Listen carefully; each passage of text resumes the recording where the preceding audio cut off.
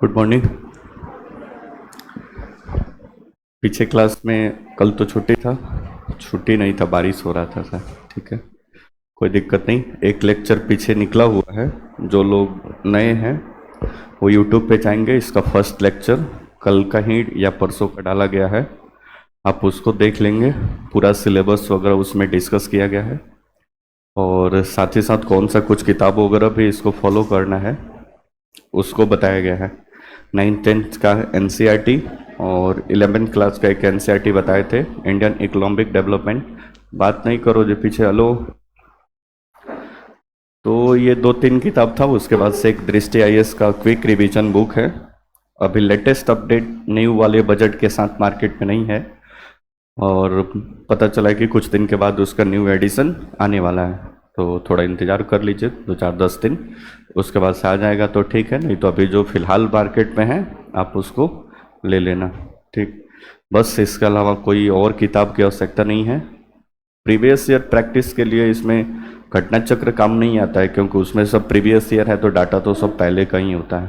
ठीक है, उतना क्वेश्चन लूसेंट से भी आपको मिल जाएगा अगर लूसेंट आप रखे होंगे तो ये कुछ बेसिक बातें पिछले वाले लेक्चर में डिस्कस हुआ था, थोड़ा सा यहाँ पे हमने बता दिया। आज से प्रॉपर इसकी शुरुआत होगी, कुछ बेसिक अभी करेंगे हम। जैसे इंडियन इकोनॉमी का जो चैप्टर था, जो सिलेबस लिखाया गया था, उसमें लिखाया गया था अर्थव्यवस्था एक परिचय, या इसी को बेसिक इकोनॉमिक्स बोला जाता है। तो कुछ महत्वपूर्ण टर्मिनोलॉजी आएगा जो आगे आपको इकोनॉमिक्स पढ़ते हुए ज़रूरत पड़ेगी, पहले उसके बारे में डिस्कस कर लेंगे। अर्थव्यवस्था किसको कहते हैं, अर्थशास्त्र किसे कहते हैं, मैक्रो इकोनॉमिक्स क्या होता है, माइक्रो इकोनॉमिक्स क्या होता है, इसका डिवीजन किस आधार पे किया गया है, विकसित अर्थव्यवस्था, अविकसित, अल्प विकसित अर्थव्यवस्था क्या होती है, खुली अर्थव्यवस्था, बंद अर्थव्यवस्था के कुछ बेसिक बेसिक डेफिनेशन है, पहले उसको कर लेते हैं। उसके बाद से फिर आपका नेशनल इनकम या जो भी चैप्टर आपको लिखवाया गया है उसको फिर डिस्कस करेंगे। ठीक है, तो नेक्स्ट हेडिंग आप डाल दीजिए, अर्थशास्त्र या इकोनॉमिक्स।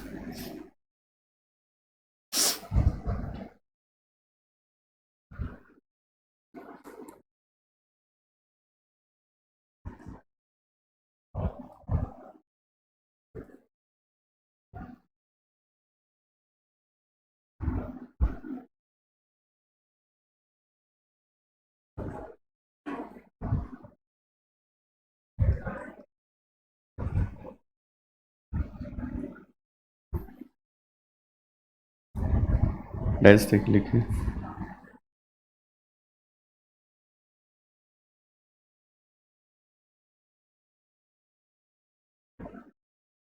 अर्थशास्त्र या इकोनॉमिक्स,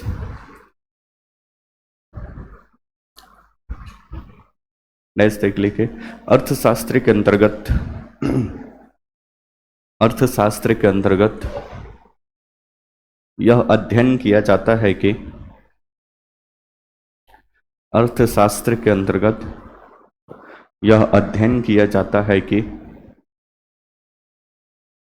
यह अध्ययन किया जाता है कि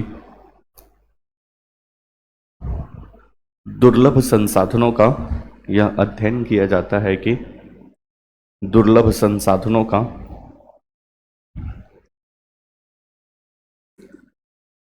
दुर्लभ संसाधनों का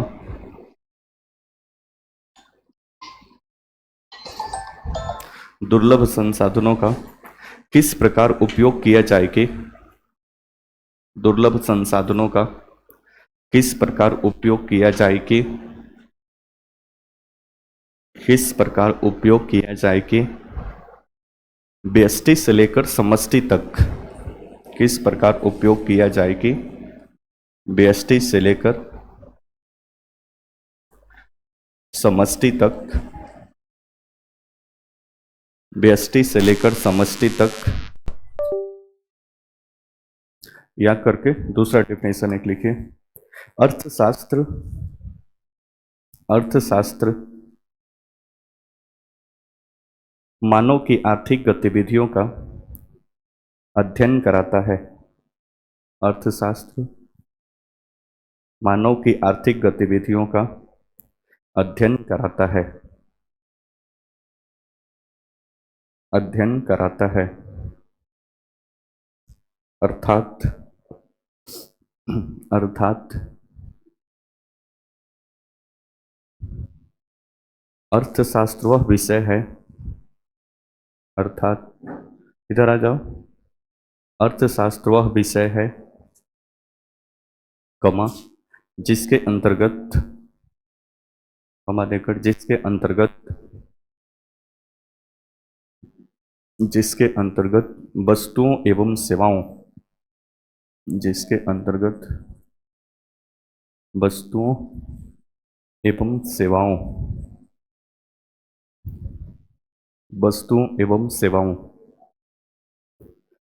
के, वस्तुओं एवं सेवाओं के उत्पादन, वितरण एवं उपभोग, उत्पादन, वितरण एवं उपभोग की प्रक्रिया का अध्ययन किया जाता है, की प्रक्रिया का अध्ययन किया जाता है,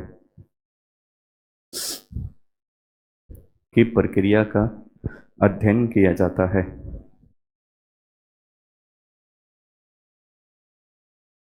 अध्ययन किया जाता है, पूर्णविराम। पैराग्राफ चेंज करके लिखिए, प्रसिद्ध अर्थशास्त्री एडम स्मिथ, प्रसिद्ध अर्थशास्त्री एडम स्मिथ, प्रसिद्ध अर्थशास्त्री एडम स्मिथ, एडम स्मिथ ने, एडम स्मिथ ने 1776 में प्रकाशित, एडम स्मिथ ने 1776 में प्रकाशित, 1776 में प्रकाशित अपनी पुस्तक, 1776 में प्रकाशित अपनी पुस्तक, अपनी पुस्तक द वेल्थ ऑफ नेशन, अपनी पुस्तक द वेल्थ ऑफ नेशन,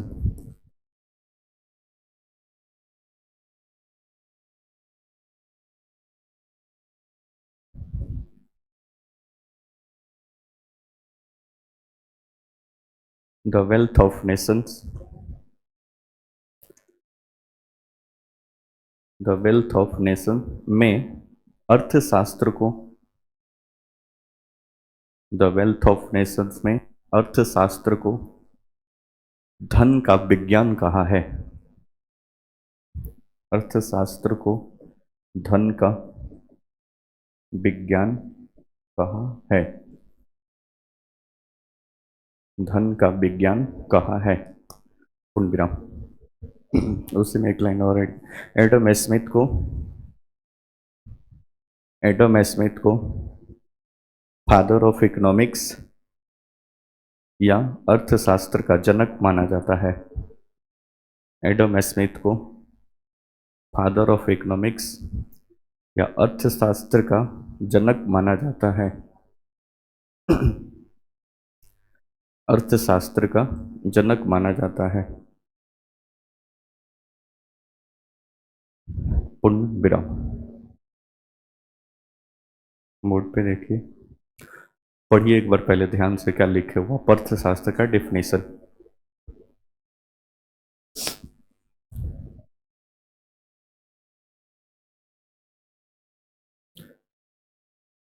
कितने लोग नहीं थे पीछे वाले क्लास में, हाथ उठा दो एक बार। वीडियो भी नहीं देखे हुए? अच्छा देख लियो। 25 को हाल आदमी हाथ उठाया, सब देख लिया वाचा, और उस पर शायद कल शाम को देखे थे तो 40-45 घंटा था अभी, तो सब देखे होंगे तब तो 40 घंटा इसी से पूरा हो जाना चाहिए, जबकि इसके अलावा भी कुछ उसमें सारा दिखता है कि कितने घंटे में कौन सा पब्लिक का वहाँ पे किस प्रकार से वाचेगा। ठीक है, आप देखिए, कोई दिक्कत नहीं, जाकर घर पे देख लेना, जरूरी है वो वीडियो, अगर पहले क्लास में नहीं थी तब।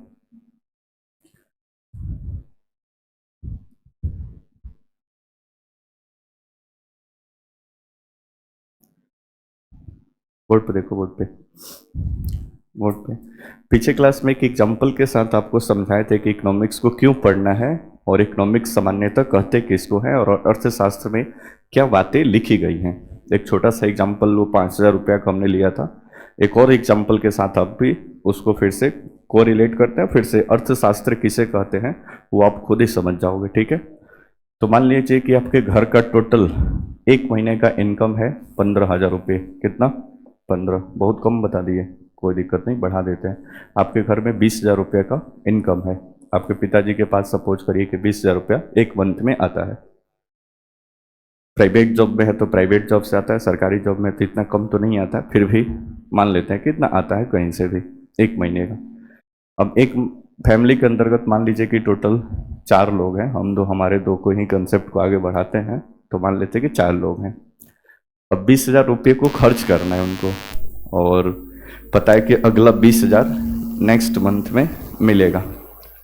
तो ये 20,000 उनके पास है, ठीक है। अब 20,000 को उनको खर्च करना है, तो खर्च करना है तो किस तरह से खर्च करेंगे? पहले तो एक उनको प्रायोरिटी सेट करना पड़ेगा कि कौन सा काम सबसे जरूरी है और कौन सा काम कम जरूरी है। तो जो सबसे जरूरी होगा उस पर सबसे पहले खर्च करना होगा, जो सबसे कम जरूरी होगा उस पर लास्ट में खर्च करना पड़ेगा, जो जरूरी नहीं है उस मध्य पे कोई खर्च करने की आवश्यकता नहीं है। तो सबसे पहले क्या जरूरत पड़ती है? जैसे आप रोटी कपड़ा मकान सुनते हैं तो सबसे पहले भोजन की जरूरत है। तो मान लीजिए कि 20,000 में से 4 लोग को खाने के लिए 5,000 रुपया भोजन पे उन्होंने खर्च कर दिया। कोई दिक्कत परेशानी? Hello hello hello. तो पहले हो गया रोटी, दूसरा है कपड़ा। तो मान लीजिए कि वो तो हमेशा परचेज करने वाला बात नहीं है। मान लीजिए कि वो टाउन में कहीं रूम लेकर रेंट पे रह रहे हैं तो इसमें से भाड़ा 3,000 रुपये हम निकाल लेते हैं। कोई दिक्कत परेशानी? कितना हो गया भाई? 5,000 और 3 8,000। फिर वो प्लान करते हैं कि 2 बच्चों की पढ़ाई पे भी कम से कम 3,000 का फी चला जाएगा। 8 और 3 11,000। कोई दिक्कत परेशानी? फिर प्लान आगे बढ़ता है तो पता चलता है कि 11,000 हो गया, 2,000 रुपये का किताब उताब खरीदाएगा। बच्चा सबका किताब उताब घट गया होगा तो उसकी ज़रूरत पड़ेगी। बोलो ना जी, कितना हो गया? 5 3 8 3 11 और 2 13,000। मान लीजिए कि कुछ और खर्च क्या हो सकता है? मान लीजिए कि कॉपी किताब खरीदेगा, कपड़ा ही खरीदना है तो 2,000 का कोई कपड़ा खरीद लिए। कितना हो गया? 5 3 8 3 11 2 13 और 15। 5 3 8 3 11 2 13 2 15। कोई दिक्कत पर्सन? 5,000 रुपया रखे हैं किसी और काम में खर्च करने के लिए। मान लीजिए किसी का उधार लिए थे, 5,000 रुपया उन्होंने चुकता कर दिया।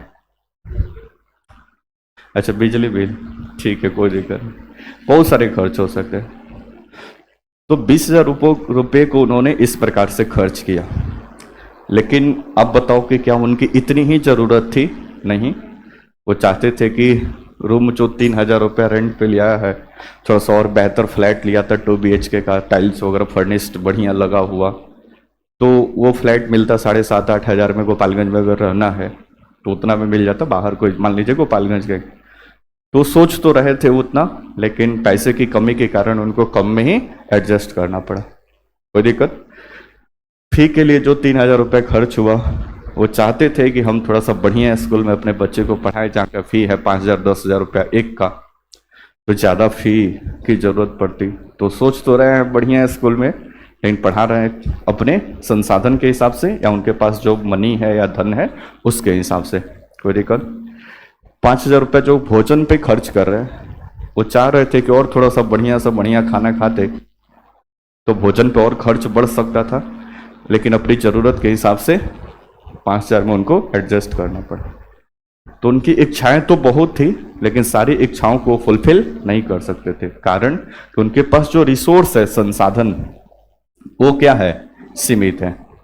उनको 20,000 में ही खर्च करना है, तो उनके पास संसाधन क्या है? कम है, या एक लिमिटेड है। लिमिटेड मतलब अनलिमिटेड नहीं है कि जितना मर्जी उतना उड़ा दे, एक लिमिटेड संसाधन है।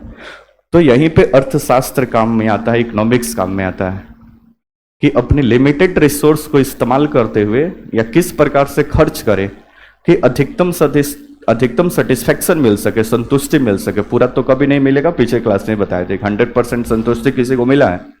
इनको 5 लाख रुपया भी मंथली में दे दिया जाए तब भी कुछ ना कुछ चीज की क्या होगी, जरूरत होगी। 10 लाख दे दिया जाएगा तब भी कुछ ना कुछ चीजों की क्या होगी, जरूरत होगी। बात समझ में आ रहा है? मान लो कि 5 लाख दे दिया गया, तब तक 5 लाख मिलते मिलते तुरंत प्लान बनाते कि एक बुलेट गाड़ी ले लिया जाए, तो 3.5 लाख तो उसी में चला गया। बोलो ना, अब बुलेट गाड़ी पर पानी डाल के तो चलेंगे नहीं, 110 रुपये लीटर पेट्रोल डाल के चलेंगे। बोलो ना जैसे, तो पता चला कि 3.5 लाख 4 लाख का बुलेट 50,000 तेल डलवाने में 5 लाख इधर ही चला गया, तो फिर खाने पीने और स्कूल का खर्च निकल पाएगा नहीं। तो अर्थशास्त्र इकोनॉमिक्स का सामान्य सा लॉजिक, इस सब्जेक्ट का उत्पत्ति ही इस प्रकार से हुआ कि जो दुनिया में लिमिटेड रिसोर्सेस है या मानव के पास जो लिमिटेड रिसोर्स है, अर्थशास्त्र विषय में इसी बात को बताया गया है कि इस लिमिटेड रिसोर्स को किस प्रकार से खर्च किया जाए कि अधिकतम से अधिकतम संतुष्टि प्राप्त की जा सके। 100% किसी को प्राप्त नहीं होगा। तो आपके पास या किसी भी व्यक्ति की इकोनॉमिक्स की जानकारी है तो उसके पास जो भी रिसोर्स है वो डिफाइन करेगा कि इसको किस प्रकार से खर्च करे कि हमको ज़्यादा से ज़्यादा सेटिस्फेक्शन मिल सके। अभी 20,000 रुपये आया, 20,000 पहले ही दे जाकर उड़ा दिए होते दोस्तों के साथ 10 को पार्टी करते हुए, तो फिर सब बाल बच्चे सब भूखे रहने पड़ जाता भाई।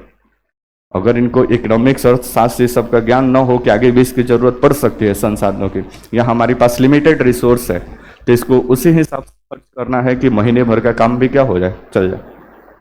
तो अर्थशास्त्र विषय में बस इसी का अध्ययन किया जाता है कि हमारा जो सीमित संसाधन है उस सीमित संसाधन को किस प्रकार से प्रयोग किया जाए कि व्यष्टि से लेकर समष्टि तक करने के मतलब एक आदमी से लेकर 4 आदमी तक, फैमिली में टोटल 4 ही लोग हैं, तो एक आदमी जो है सबसे छोटा वाला है वो भी सेटिस्फाइड हो जाए और पूरा फैमिली भी क्या हो जाए, सेटिस्फाइड। इसको बोलते हैं व्यष्टि से समष्टि, मतलब एक व्यक्ति से लेकर पूरे परिवार तक क्या हो जाए, सेटिस्फाइड। अब इसी के जगह पे किसी कंट्री को आप रख के देख लीजिए, मान लीजिए भारत है, 20,000 के जगह पे भारत को रख रहे हैं। अब भारत के पास भी जो रिसोर्स है वो क्या है, लिमिटेड है, संसाधन क्या है, सीमित है।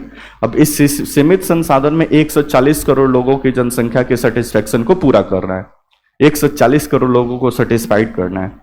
अब इकोनॉमिक्स जैसा सब्जेक्ट नहीं होगा तो कैसे पता चलेगा कि कहाँ पे कितना खर्च करना है, वेलफेयर के लिए कितना खर्च करना है, रोड के लिए कितना खर्च करना है, डिफेंस पे कितना खर्च करना है, स्कूल के लिए कितना खर्च करना है, हॉस्पिटल के लिए कितना खर्च करना है, ये सब पता ही नहीं रहेगा तो पता चला कि 10 गो नेता मिलकर इसको पार्टी साटी करने में ही उड़ा दिया, तो फिर देश का विकास हो पाएगा नहीं। इसलिए जहां पे भी लिमिट रिसोर्सेस है, संसाधनों की कमी है, वहीं पे अर्थशास्त्र की उत्पत्ति है। तो पूरे देश को इसके जगह पे आप रख लीजिए कि देश, किसी भी देश के पास एक लिमिटेड संसाधन है, कोई भी ऐसा कंट्री नहीं है जिसके पास अनलिमिटेड, सब कोई परेशान है। अब इस लिमिटेड संसाधन को किस प्रकार से खर्च किया जाए, किस प्रकार से उपयोग किया जाए कि व्यष्टि से लेकर समष्टि तक, यानी एक व्यक्ति से लेकर पूरे देश तक को सेटिस्फेक्शन ज्यादा से ज्यादा मिल सके, बहुत नहीं और 100% नहीं, ज्यादा से ज्यादा उसको सेटिस्फेक्शन मिल सके। तो अर्थशास्त्र विषय के अंतर्गत पूरी इसी बात को बताया गया है कि हमारे लिमिट रिसोर्सेस को किस प्रकार से उपयोग करें या किस प्रकार से इस्तेमाल करें कि एक आदमी से लेकर पूरे कंट्री के लेवल तक ज्यादा से ज्यादा सेटिस्फैक्शन मिल सके, और कुछ नहीं है अर्थशास्त्र के विषय में। अब इसी अर्थशास्त्र के विषय को किसी कंट्री के ऊपर अप्लाई कर दिया जाता है तो उस देश की अर्थव्यवस्था के नाम से जाना जाता है। तो ये थ्योरेटिकल पार्ट हो गया पूरा आपका अर्थशास्त्र कि किस तरह से खर्च करना है, ये सारा विधि बताया गया है। अब इसी को किसी देश में लागू किया जाएगा तो उस देश की अर्थव्यवस्था के नाम से या उस देश की इकोनॉमी के नाम से जाना जाएगा। समझा पाए कि नहीं हम बात को, समझ में? तो एक तो डेफिनेशन ये आप लिखे हैं कि दुर्लभ संसाधनों का किस प्रकार से उपयोग किया जाए कि व्यष्टि यानी माइक्रो से लेकर मैक्रो समष्टि तक सेटिस्फेक्शन प्राप्त की जा सके। दूसरा एक बात एक भी लिखे हैं कि अर्थशास्त्र में वस्तुओं और सेवाओं, दुनिया में कहीं भी देशी 2 चीज का उत्पादन होता है।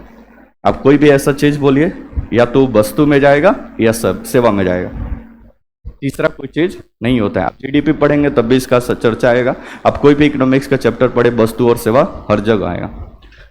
तो वस्तु और सेवाओं का मतलब पूरे इकोनॉमिक्स के अंतर्गत वस्तु और सेवाओं का, जैसे मान लो कि कहीं पे बेंच बन रहा है तो किस में चला जाएगा, वस्तु।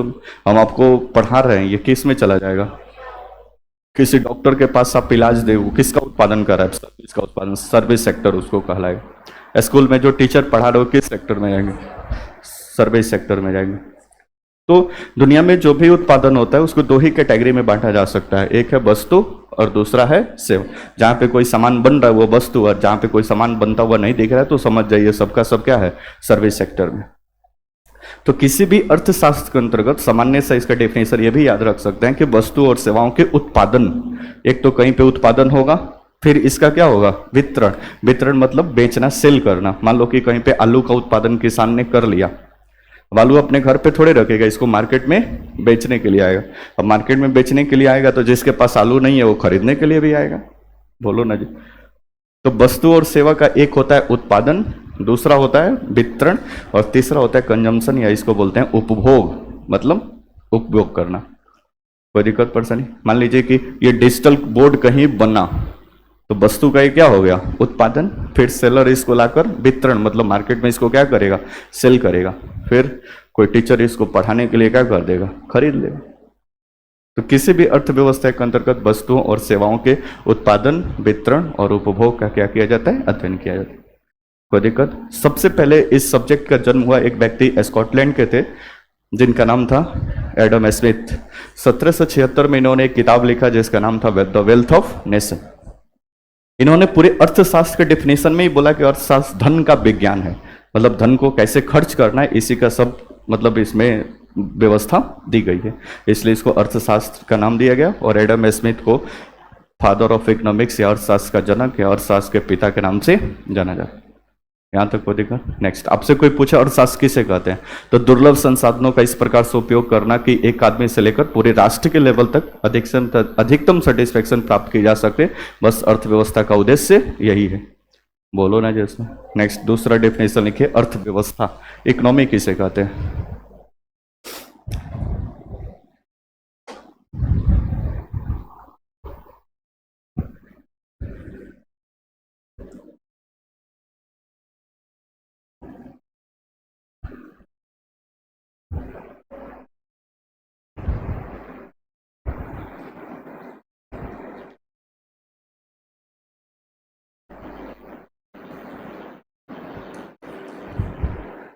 इकोनॉमी डैश देख लिखिए। अब धीरे धीरे समझ में आएगा, ठीक है, पहले ही परेशान मत हो जाए सर समझ में नहीं आ रहा, धीरे धीरे चीज़ें समझ में आएगी, ठीक है। वीडियो लेक्चर अभी कुछ दिन तक लगातार ये रहेगा, तो नहीं समझ दोबारा जाके प्ले करके देखना सब, ठीक है। काहे नहीं समझ में आएगा ऐसे भिड़ जाना है इसको, ठीक है। आगे लिखिए, किसी राष्ट्र द्वारा डैश देकर, किसी राष्ट्र द्वारा अपने नागरिकों की सामाजिक आर्थिक, किसी राष्ट्र द्वारा अपने नागरिकों की सामाजिक हाइफन आर्थिक, अपने नागरिकों की सामाजिक डैश आर्थिक स्थिति में सुधार करने के उद्देश्य से, सामाजिक एवं आर्थिक स्थिति में, सामाजिक एवं आर्थिक स्थिति में सुधार करने के उद्देश्य से,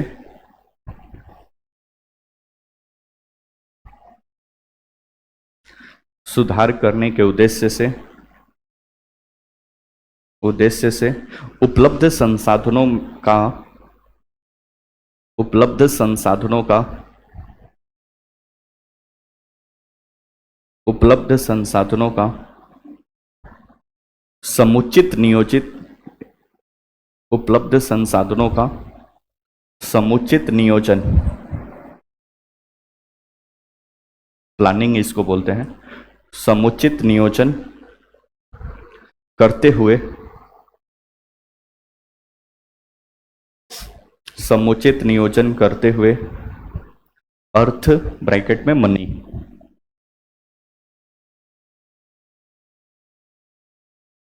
अर्थ ब्रैकेट में मनी को केंद्र में रखकर, मनी को केंद्र में रखकर बनाई गई व्यवस्था ही, मनी को केंद्र में रखकर बनाई गई व्यवस्था ही अर्थव्यवस्था कहलाती है। मनी को केंद्र में रखकर बनाई गई व्यवस्था ही अर्थव्यवस्था कहलाती है।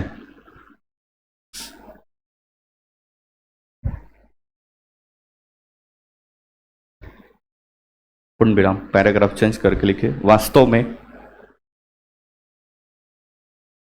में अर्थव्यवस्था शब्द अधूरा ही रहेगा। वास्तव में अर्थव्यवस्था शब्द अधूरा ही रहेगा जब तक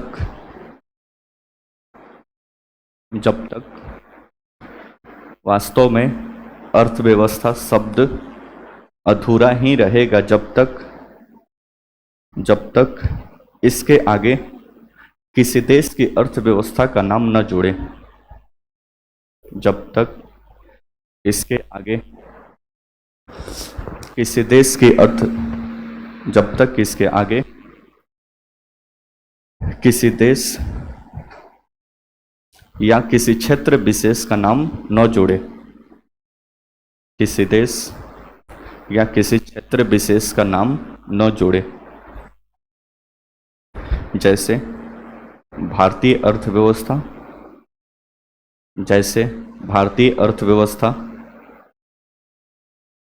कमा चीनी अर्थव्यवस्था। शुगर इकोनॉमी मत लिख लेना, चीन मतलब चाइना वाला चीन की बात हो रहा है।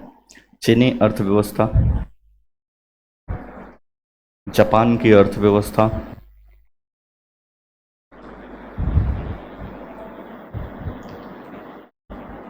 जापान की अर्थव्यवस्था इत्यादि इत्यादि। नीचे एक नोट लिखिए, इसको और सिंपल करते हैं थोड़ा सा। नोट, अर्थशास्त्र में, नोट लिख रहे हैं, नोट। अर्थशास्त्र में आर्थिक गतिविधियों से संबंधित अर्थशास्त्र में आर्थिक गतिविधियों से संबंधित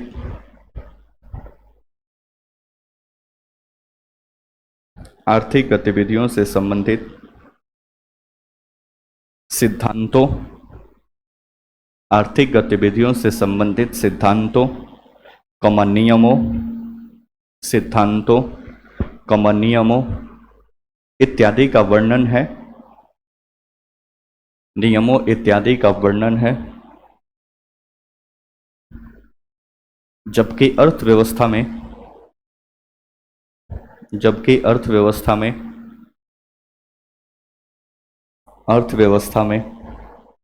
इन्हीं सिद्धांतों का व्यवहारिक उपयोग किया जाता है।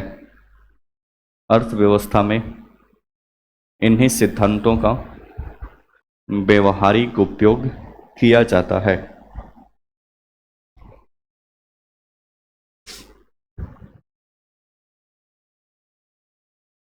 व्यवहारिक प्रयोग किया जाता है। बोर्ड पर देखिए, नीचे वाले नोट से चीजें आसान हो जाएंगे। बोर्ड पर देखो, जो अर्थशास्त्र है, इस अर्थशास्त्र में इकोनॉमी यानी दुर्लभ संसाधनों को किस प्रकार से उपयोग करें कि अधिकतम से अधिकतम सेटिस्फेक्शन, इस सारे सिद्धांत और प्रिंसिपल्स दिए गए हैं कहाँ पे? अर्थशास्त्र में, इकोनॉमिक्स में। अब इसी अर्थशास्त्र के बातों को जब किसी क्षेत्र विशेष में अगर भारत में लागू किया जाएगा तो भारतीय अर्थव्यवस्था, चीन में लागू किया जाएगा तो चीन की अर्थव्यवस्था, बिहार में लागू किया गया तो बिहार की अर्थव्यवस्था, गोपालगंज में लागू किया जाएगा तो गोपालगंज की अर्थव्यवस्था। बोलो ना जी, आपके घर में लागू किया जाए आपके घर की अर्थव्यवस्था। मतलब सामान्यतः कंट्री पे देखा जाता है और स्टेट पे। तो जिस देश में इसको लागू किया जाएगा, इसका अप्लाइड जो पार्ट होगा उस देश की अर्थव्यवस्था के नाम से जाना जाएगा। इसको चीन में अप्लाई किया जाएगा तो चीन की अर्थव्यवस्था, भारत में तो भारत की अर्थव्यवस्था, जापान में तो जापान की अर्थव्यवस्था। कोई दिक्कत? नेक्स्ट आगे लिखिए, हेडिंग छोटा सा डालिए। अर्थशास्त्र की प्रमुख शाखाएं, हेडिंग है अर्थशास्त्र की प्रमुख शाखाएं।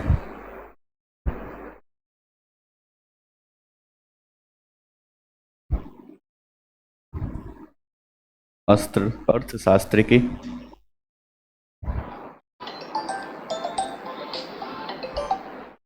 प्रमुख शाखाएं।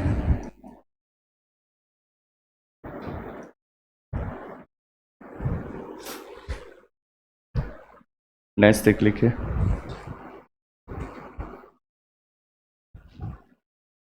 नेक्स्ट देकर अर्थशास्त्र की दो प्रमुख शाखाएं हैं। अर्थशास्त्र की दो प्रमुख शाखाएं हैं। दो प्रमुख शाखाएं हैं। कहाँ लेट से आते हो भाई आप? थोड़ा लेट नहीं हो गया, बहुत लेट हो गया, आधा क्लास निकल गया। बैठिए। दो प्रमुख शाखाएं हैं। पहला लिखिए व्यष्टि अर्थशास्त्र। व्यष्टि अर्थशास्त्र।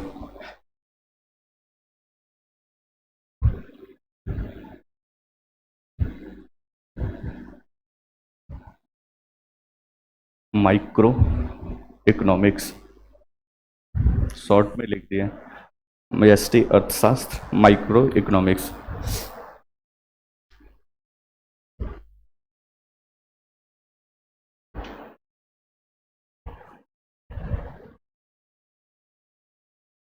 ठीक है, बोर्ड पे देखिए, एक मिनट पहले समझ लेते हैं, उसके बाद से इसको लिखते हैं। तो एक होगा व्यष्टि और इसी के साथ एक दूसरा लिखेंगे जिसका नाम होगा समष्टि।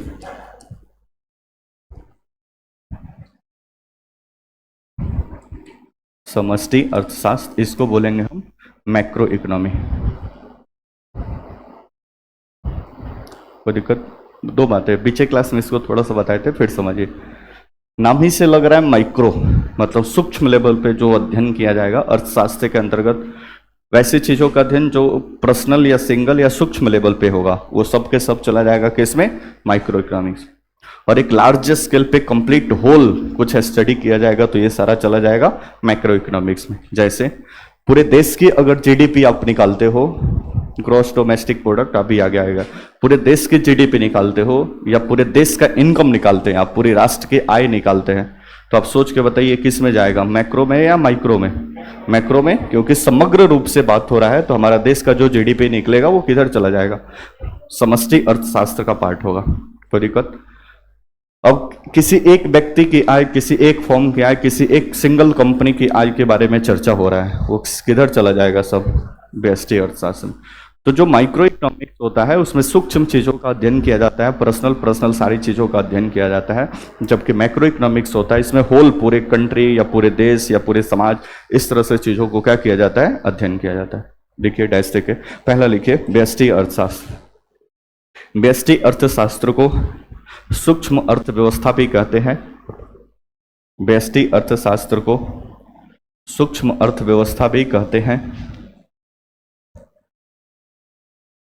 व्यष्टि अर्थशास्त्र को सूक्ष्म अर्थव्यवस्था भी कहते हैं।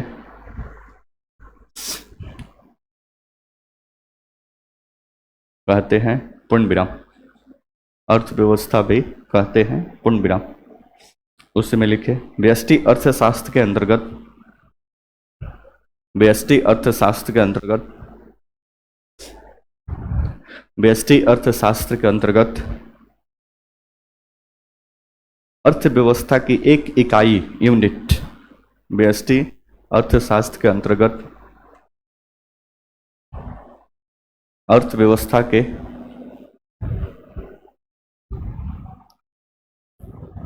अर्थव्यवस्था के एक इकाई, मतलब सिंगल की बात हो रहा है, एक इकाई कमा या करके लिखिए, एक इकाई या इकाई के भाग के रूप में, एक इकाई या इकाई के भाग के रूप में छोटे छोटे पहलुओं या इकाई के भाग के रूप में छोटे छोटे पहलुओं, छोटे छोटे पहलुओं अर्थात व्यक्तिगत आर्थिक गतिविधियों का अध्ययन किया जाता है। अर्थात व्यक्तिगत आर्थिक गतिविधियों का, व्यक्तिगत आर्थिक गतिविधियों का अध्ययन किया जाता है। व्यक्तिगत आर्थिक गतिविधियों का अध्ययन किया जाता है। जैसे जैसे एक उपभोक्ता, किसी एक उपभोक्ता, एक उत्पादक,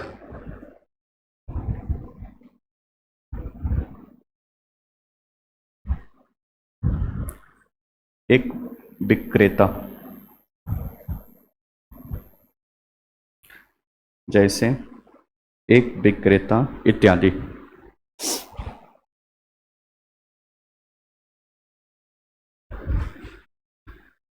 नेक्स्ट पॉइंट इसी में लिखे,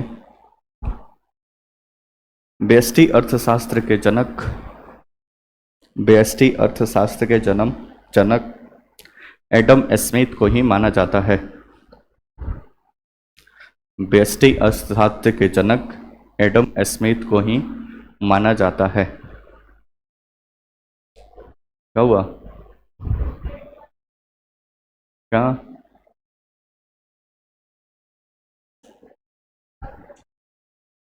जोर से बोलो, तो गलती लिख ली हो। व्यष्टि अर्थशास्त्र के जनक एडम स्मिथ को ही माना जाता है। दूसरा पॉइंट एक नीचे लिखिए, चाहे नेक्स्ट हेडिंग डालिए, ये समष्टि अर्थशास्त्र, मैक्रो इकोनॉमिक्स।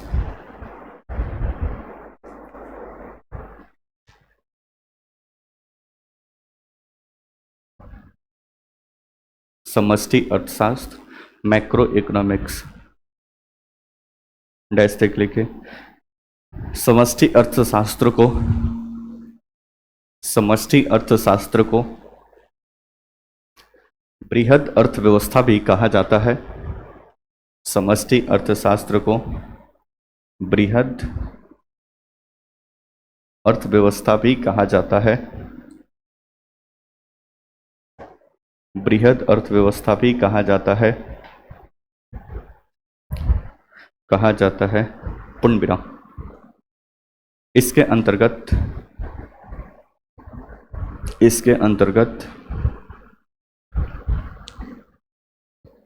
अर्थव्यवस्था के बड़े पहलुओं, इसके अंतर्गत अर्थव्यवस्था के बड़े पहलुओं, अर्थव्यवस्था के बड़े पहलुओं अर्थात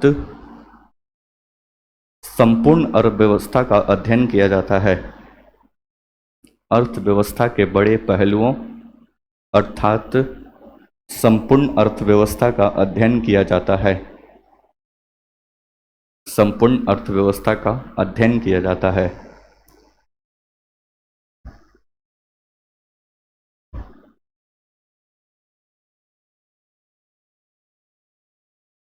पैराग्राफ चेंज करके लिखे, अतः इसमें कुल उत्पादन एवं कुल मांग, अतः इसमें कुल उत्पादन एवं कुल मांग का अध्ययन किया जाता है। कुल उत्पादन या कुल मांग का अध्ययन किया जाता है।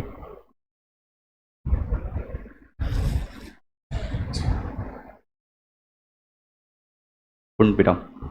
एक लाइन और उसी में ऐड करिए, समष्टि अर्थशास्त्र के जनक, समष्टि अर्थशास्त्र के जनक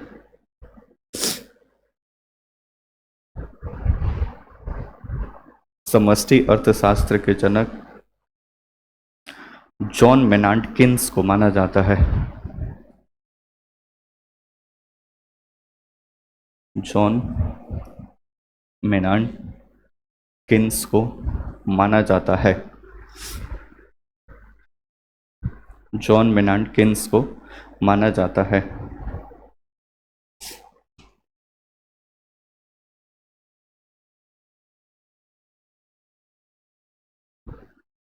पूर्ण विराम।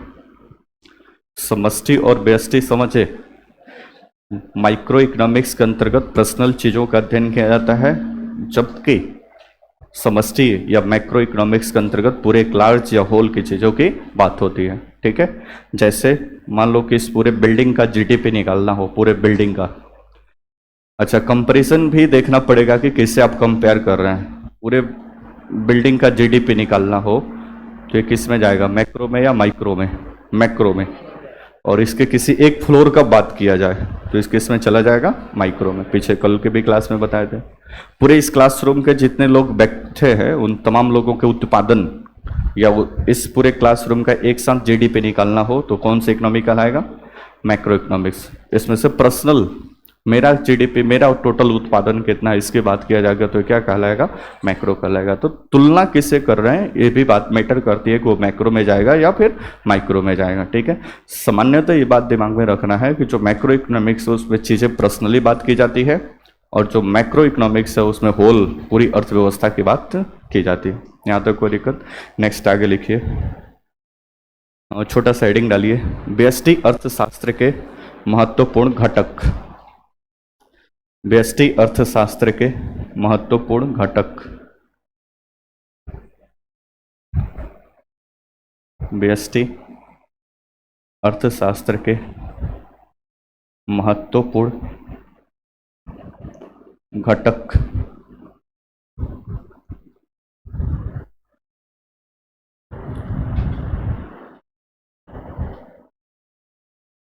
डैश देख लिखिए, डैश देखिए, व्यष्टि अर्थशास्त्र के 3 महत्वपूर्ण घटक हैं।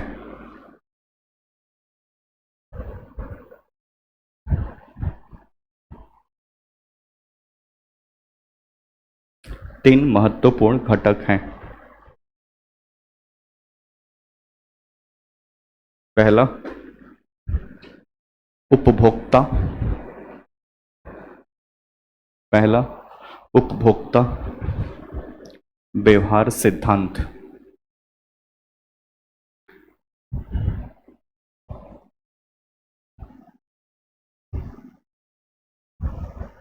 उपभोक्ता व्यवहार सिद्धांत पढ़ने से क्या लग रहा है, उपभोक्ता मतलब किसी सिंगल व्यक्ति की बात हो रहा है। व्यवहार सिद्धांत, उपभोक्ता जिसको बोलते हैं कंज्यूमर, मतलब जो किसी वस्तु या सामान को खरीदने वाला है उसके व्यवहार के बारे में बात कर रहे थे। इकोनॉमिक के हिसाब से, अर्थव्यवस्था या अर्थशास्त्र के अकॉर्डिंग एक उपभोक्ता का व्यवहार हमेशा कैसा होता है बताइए सोच के। मतलब एक उपभोक्ता मतलब एक, मान लीजिए कि हम उपभोक्ता हैं या आप कंज्यूमर है, किसी चीज को परचेज कर रहे हैं, तो आपका व्यवहार हमेशा अर्थव्यवस्था के हिसाब से कैसा होना चाहिए कि अपने संसाधनों को ध्यान में रखकर ऐसी चीजों को हम मतलब खरीदें या परचेज करें जिससे अधिकतम से अधिकतम सेटिस्फैक्शन हमको मिल सके। तो जब भी बाजार में हम किसी चीज को परचेज करने जाएंगे तो मैक्रो इकोनॉमिक्स उपभोक्ता व्यवहार सिद्धांत कहता है कि कभी भी उपभोक्ता अपने अधिकतम खुशी को ढूंढता है। 10 रुपए का चाय भी पीना है तो बढ़िया सा दुकान ढूंढेगा भी कि कहाँ है, वहां से अधिकतम उसको खुशी प्राप्त हो जाए। ऐसा नहीं कि कहीं पे जाकर पी ले और पानी वाला दूध मिलाकर चाय बना दिया, फिर वो सेटिस्फाइड नहीं हुआ और गाली देते वहां से निकल। तो जब भी एक उपभोक्ता मार्केट में उतरता है तो सबसे पहले वो अधिकतम सेटिस्फैक्शन को ढूंढता है कि जहां पे उसको मिल जाए, फिर उसका ये उपभोक्ता व्यवहार सिद्धांत के अंतर्गत अध्ययन किया जाता है। एक होता है उत्पादक व्यवहार सिद्धांत। उत्पादक व्यवहार सिद्धांत में क्या होगा, जो भी चीज को उत्पादन करना है, उत्पादन मान लीजिए किसी भी चीज को उत्पादन करना है तो उत्पादन करने वाला बस यही सोचेगा कि उसको भी अधिकतम से अधिकतम सेटिस्फैक्शन मिल सके। मान लीजिए कि यहाँ पे किसी, मान लो कि उत्पादन किसी, मान लो कि आटा का उत्पादन कर रहे हैं, गेहूं खरीद कर ला रहे हैं, आटा बना के बेच रहे हैं, लेकिन उसको लगता है कि नहीं ये काम करने से अच्छा है, लोग इस समय चावल ज़्यादा खा रहे हैं तो चावल का उत्पादन करते हैं। यानी उसको लगता है कि दोनों से ज़्यादा ब्रेड का खपत है, लोग आधुनिक हो रहे हैं, ब्रेड का खपत हो रहा है। तो सभी चीज़ों में कंपेयर करेगा, तब देखेगा कि किस चीज़ का उत्पादन हम करेंगे कि हमको ज़्यादा से ज़्यादा सेटिस्फैक्शन मिल सके। बात समझ में आ रहा है? तो फिर वो उस चीज के पीछे भागेगा और फिर उस चीज पे अपना ध्यान देगा। तो उसको बोलते हैं, एक दूसरा हो गया उत्पादक व्यवहार। एक होता है कीमत व्यवहार सिद्धांत। कीमत का भी एक सिद्धांत होता है प्राइस का। मान लीजिए कि वस्तु का उत्पादन हो गया, अब उसकी कितनी कीमत प्राइस रखना है कि उसको अधिकतम से अधिकतम खुशी मिल सके। बात समझ में आ रहा है? मान लो कि कोई वस्तु का उत्पादन कर दिया, ब्रेड का उत्पादन हो गया, अब उसकी प्राइस क्या रखे कि अधिकतम से अधिकतम सेटिस्फेक्शन उसको मिल सके। तो आप सोच रहे हैं सर एगो ब्रेड का प्राइस वो 200 रुपये रख देगा तो उसको बहुत ज्यादा खुशी मिलेगी, तो फिर बिकना भी तो चाहिए, बोलो बनी। फिर मार्केट भी तो दिमाग में रखना है ना कि बाकी ब्रेड कितने में बिक रहे हैं। अब ऐसे थोड़े कि मान लीजिए किसी चीज का उत्पादन कर रहा हो और जितना मर्जी उतना अपने खुश रहने के लिए वो अपना प्राइस फिक्स कर दिया, तो पता चला कि प्राइस फिक्स करके खुद ही रखा हुआ है, कोई उसको परचेज करने नहीं आ रहा। तो मार्केट को भी इसमें ध्यान में रखा जाता है। डैश देख लिखिए फटाफट 2 लाइन। इसके अंतर्गत यह अध्ययन किया जाता है कि इसके अंतर्गत यह अध्ययन किया जाता है कि अध्ययन किया जाता है कि किस प्रकार एक उपभोक्ता कंज्यूमर किस प्रकार एक उपभोक्ता किस प्रकार एक उपभोक्ता अपनी आय को विभिन्न प्रयोगों में आवंटित करे, अपनी आय को विभिन्न प्रयोगों में आवंटित करे, विभिन्न प्रयोगों में आवंटित करे ताकि वह अधिकतम संतुष्टि प्राप्त कर सके, ताकि वह अधिकतम संतुष्टि प्राप्त कर सके।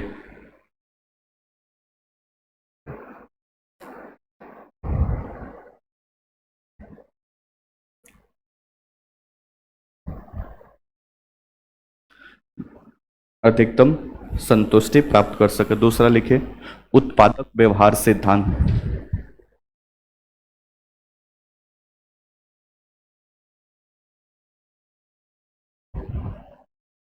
उत्पादक व्यवहार सिद्धांत नेक्स्ट देख लिखिए। इसमें यह अध्ययन किया जाता है कि इसमें यह अध्ययन किया जाता है कि अध्ययन किया जाता है कि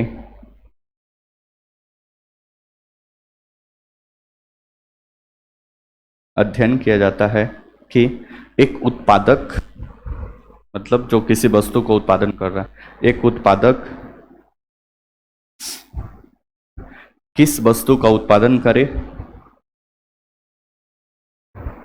और कितना उत्पादन करे, किस वस्तु का उत्पादन करे और कितना उत्पादन करे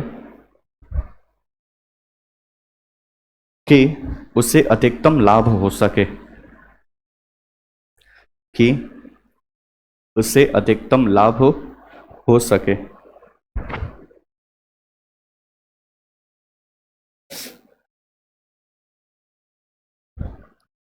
अधिकतम लाभ हो सके। तीसरा लिखिए कीमत सिद्धांत। कीमत सिद्धांत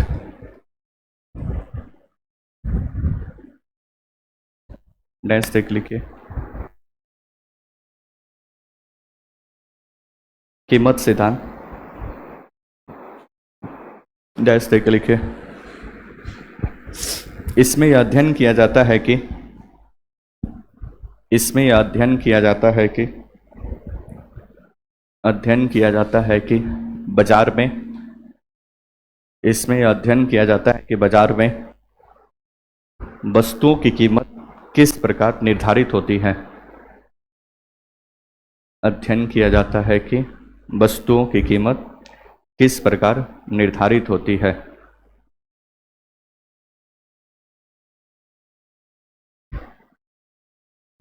निर्धारित होती है।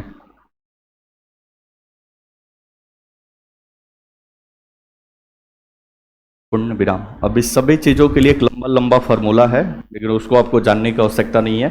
इतना आप समझ लीजिए कि ये सभी तीनों पार्ट व्यष्टि अर्थशास्त्र के व्यक्ति कहे लिख दिया भाई, व्यष्टि अर्थशास्त्र के ये क्या है पार्ट है और उसके अंतर्गत अध्ययन किया जाता है। अब आपको अगर आप उपभोक्ता हैं तो आप उपभोक्ता से व्यवहार सिद्धांत को अध्ययन करेंगे। कोई कंपनी मालिक है उत्पादन व्यवहार सिद्धांत को अध्ययन करेगा, फिर कीमत सिद्धांत को कि उसके प्राइस भी कितने फिक्स करना है। ठीक है, नेक्स्ट आगे बातें लिखिए। आगे बातें नहीं लिखिए, एगो फ्लो चार्ट देखिए।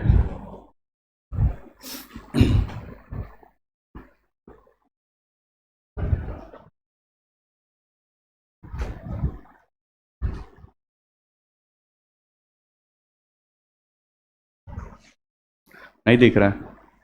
नहीं दिख रहा है तो कोई दिक्कत नहीं, ठीक है। टेलीग्राम पे ये पड़ा है, ठीक है, बोर्ड पे देखिए। पढ़ रहे हैं, सुनाई देगा, नहीं दिख रहा है तो। अर्थव्यवस्था के स्वरूप एवं वर्गीकरण, मतलब जो अर्थव्यवस्था होती है देश की, अलग अलग अर्थव्यवस्था, उसका वर्गीकरण किया गया है, वर्गीकरण, ठीक है। सबसे पहला वर्गीकरण है राज्य या सरकार के भूमिका के आधार पे। 3 प्रकार से इसको विभाजित किया जाता है: पूंजीवादी अर्थव्यवस्था, कैपिटलिस्ट इकोनॉमी, राज्य या समाजवादी अर्थव्यवस्था, कम्युनिस्ट इकोनॉमी, और एक होता है मिश्रित अर्थव्यवस्था जिसको बोलते हैं हम मिक्स्ड इकोनॉमी, ठीक है। पूंजीवादी अर्थव्यवस्था का सबसे बेस्ट एग्जांपल है संयुक्त राज्य अमेरिका। वैसी अर्थव्यवस्था जहां पे उत्पादन, वितरण कि इन तमाम साधनों पर किसी देश में क्या उत्पादन करना है, कितना उत्पादन करना है, उसकी कितनी प्राइस रखना है, वो अगर पूरे कंट्री, मतलब मान लो कि उसका निर्धारण मार्केट के प्लेयर खुद कर रहा है। मान लो कि रतन टाटा को एक फैक्ट्री अमेरिका में लगाना है, अब वो किस चीज की फैक्ट्री लगाएंगे, वहां पे क्या चीज का उत्पादन करेंगे और उसकी प्राइस क्या रखेंगे, वो सब रतन टाटा और कंपनी के ऊपर डिपेंड करता है। तो वैसी वैसी देश अर्थव्यवस्था जहां पे उत्पादन, वितरण और उसके सारी व्यवस्था उस कंपनी और उस मालिक के हाथ में हो, सरकार की बहुत कम या न की बराबर भूमिका हो, उसको बोलते हैं हम पूंजीवादी अर्थव्यवस्था, जैसे अमेरिका। एक दूसरा होता है समाजवादी अर्थव्यवस्था। रसिया, चाइना, ये सब के एग्जाम्पल है, हालांकि चाइना भी इससे बाहर हो गया, रूस इसका बेस्ट एग्जाम्पल है, ठीक है।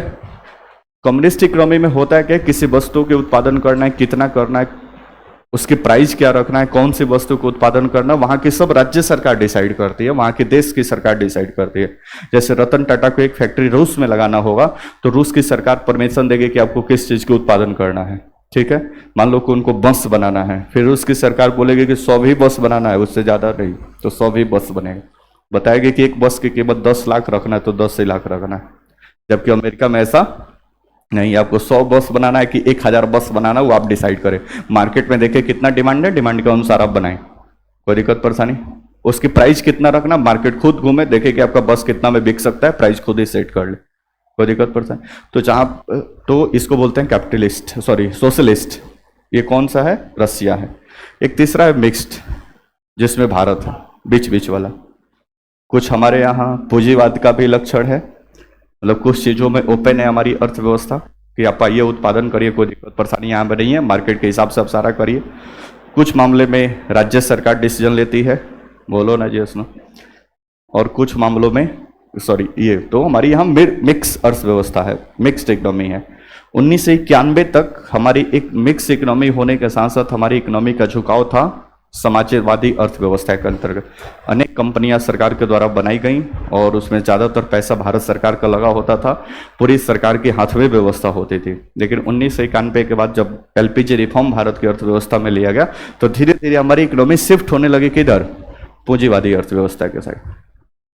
बात समझ में आ रहा है? तो अभी धीरे धीरे लगातार पूंजीवादी की तरफ ही शिफ्ट हो रही है, लेकिन 100% अभी भी नहीं है। अभी भी भारत की अर्थव्यवस्था किधर है? Mixed economy. आगे कल इसका सब डेफिनेशन लिखेंगे। उसके बाद है विकास के विभिन्न अवस्थाओं के आधार पर इकोनॉमिक्स का विभाजन, मतलब अर्थव्यवस्था का विभाजन किया जाता है। जैसे विकसित अर्थव्यवस्था, एक लिमिटेड इनकम है कि वहाँ पे पर कैपिटा इनकम या उस कंट्री का इनकम इतना है तो विकसित अर्थव्यवस्था, फिर उससे इतना कम है तो विकासशील, और सबसे कम वाले में अल्प विकसित। तो हम अभी बीच वाले में है विकासशील अर्थव्यवस्था। और मोदी जी ने देश के लाल किले के प्राचीर से बोला है कि 2047 तक हमारा देश किधर चला जाएगा? विकसित अर्थव्यवस्था। देखिए अब क्या होता है, कोई दिक्कत? तो इस तरह से नेक्स्ट, विभिन्न क्षेत्रों की भूमिका के आधार पे, अगर किसी क्षेत्र में वहाँ के जीडीपी में कृषि की भूमिका ज़्यादा है तो वहाँ की अर्थव्यवस्था कृषक अर्थव्यवस्था कहलाएगी। अगर किसी देश के जीडीपी में औद्योगिक क्षेत्र या सेकेंडरी सेक्टर ज़्यादा है तो वहाँ पर औद्योगिक अर्थव्यवस्था, जहाँ पे सर्विस सेक्टर ज़्यादा है वहाँ पे सेवा अर्थव्यवस्था या सर्विस इकोनॉमिक्स कहलाता है। जैसे अमेरिका इसमें आता है। भारत अपना 10 को मजदूर दुबई में भेजेगा, जितना पैसा कमा के भेजेगा, अमेरिका का एगो इंजीनियर जाएगा उतना कमा के पैसा लेके चला जाएगा। बोलो ना जी उसमें।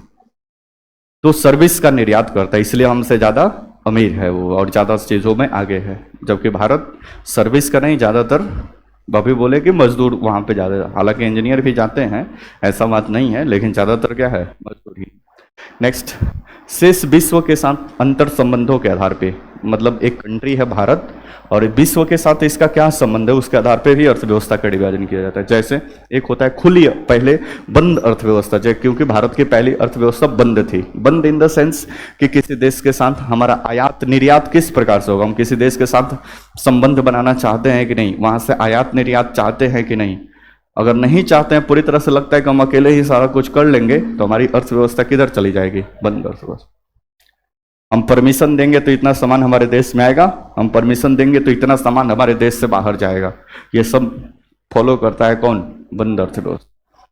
जबकि जो खुली अर्थव्यवस्था है, अमेरिका कितना भी लाइए, कुछ भी बेचिए, कोई दिक्कत परेशानी नहीं है। चाइना, ये सब लगभग क्या है, खुली अर्थव्यवस्था है। हालांकि कभी कभी इस पर भी डिबेट होता है कि पूरी तरह से खुली है कि नहीं, क्योंकि अभी चाइना और अमेरिका का ट्रेड वार जब पढ़ेंगे हम, भारत और विदेशी को साथ संबंध, तो वहां पे ये सारी चीजें आएंगी। ठीक है, तो जिस देश की अर्थव्यवस्था विश्व के साथ कनेक्टेड है और आयात निर्यात पूरी तरह से लगभग ओपन है, ये सब खुली अर्थव्यवस्था है। और ऐसा नहीं है तो फिर कौन सा है, बंद अर्थव्यवस्था, मतलब लिमिटेड। अच्छा, ऐसा तो कोई देश आज के दौर में दुनिया में नहीं है जो पूरी तरह से अकेले सेल्फ डिपेंडेंट हो। ऐसा पॉसिबल है नहीं। आपके पास 10-20 बीघा खेत भी है, तब भी ये सोचे कि हम सारा चीज घर ही उत्पादन कर लें, सारा चीज घर ही पे होगा, हम घर से बाहर से न तो कुछ खरीदेंगे और न तो कुछ ऐसे बेचेंगे, तो पॉसिबल है नहीं। हो सकता है कि कुछ ज्यादा हो जाएगा और कुछ कम होगा, तो उसको बाहर से क्या करना पड़ेगा, लाना पड़ेगा। तो कोई भी आज के दौर में देश ऐसा नहीं है कि पूरी तरह से क्लोज इकोनॉमी हो, कि हम किसी के देश के साथ ऐसा, चाहे उत्तर कोरिया ही क्यों ना हो, बोलो ना, जैसे उत्तर कोरिया का नाम सुने, किम जोन, ठीक है, इतना छोटू मोटू गोल मोटू, ठीक है। तो कोई भी दुनिया की कंट्री आज के दौर में बंद अर्थव्यवस्था नहीं है। लगभग सभी अर्थव्यवस्थाएं लगभग क्या है, खुली अर्थव्यवस्था है। लगभग बोल रहे हैं। कुछ देश है जो आंशिक रूप से बंद अर्थव्यवस्था का काम कर।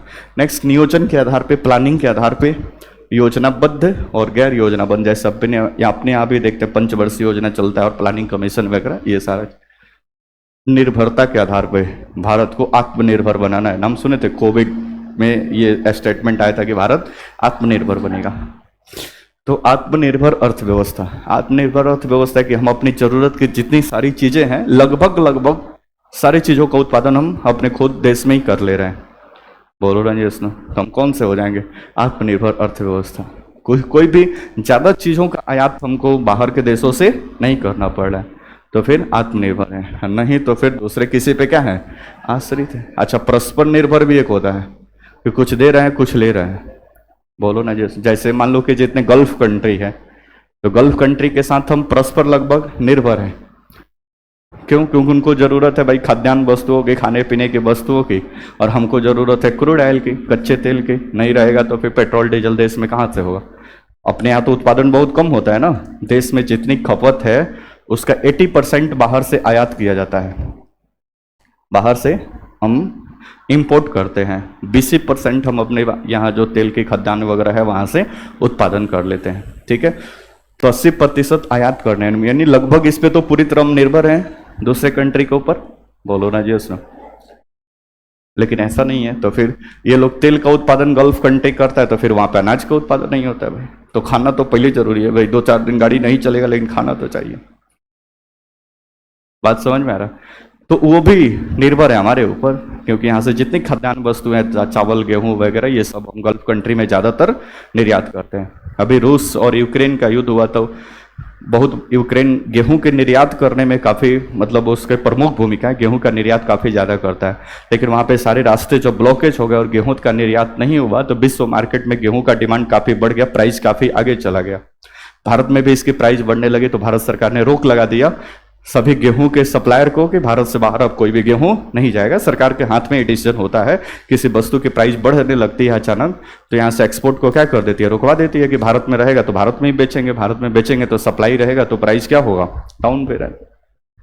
तो भारत सरकार ने इस पर रोक लगा दिया कि कोई भी गेहूं भारत से बाहर निर्यात नहीं होगा। ये और 2-4 कंट्री था, ये सब दिल पे ले लिया, इस बात को गुस्सा गए भाई। तो भारत सरकार के साथ इनका पहले से ही समझौता था कि इतना गेहूं आपको प्रॉपर हम देते रहेंगे, तो सारा चीज वो चलते रहा था। ठीक है, तो इसके आधार पे आत्मनिर्भर जो पूरी तरह से लगभग अपनी सारी चीजों को उत्पादन कर ले। आश्रित मतलब जो पूरी तरह से क्या हो, आश्रित हो, मतलब वहाँ पे बहुत कम से कम अपने चीज़ें उत्पादन कर रहा हो, और परस्पर निर्भर मतलब एक दूसरे से लेन देन देकर काम चला रहा। तो ये अलग अलग डिवीजन है, बारी बारी से सबको लिखेंगे।